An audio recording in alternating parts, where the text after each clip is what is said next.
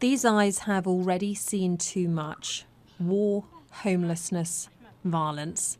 But Syria's 2 million refugees are now facing a new threat, which is gathering force.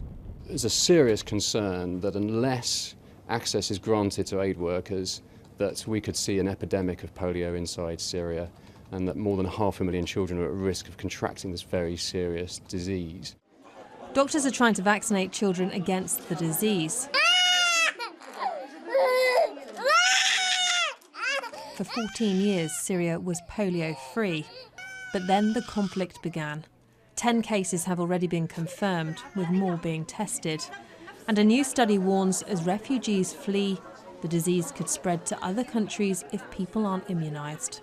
The difficult issue with polio is that you rarely ever see the transmission going on because most of the infected individuals don't show any symptoms at all, yet they can infect others. So it's like fighting an invisible enemy.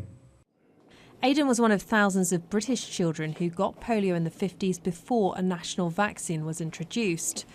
It affected his breathing and the movement of his arms. Doctors say widespread inoculation means the risk of it re-emerging here is very low, and they are monitoring the situation. But Aidan warns we mustn't allow it to take hold elsewhere. We're going to have a population of initially young people who will struggle, their families will struggle, they won't be able to grow up and support as they do their families, and they become a burden and very much could be cast out by society and families, and it very much destroys a community. Although vaccinations are taking place in Syria, 500,000 under 5s are at risk of the disease.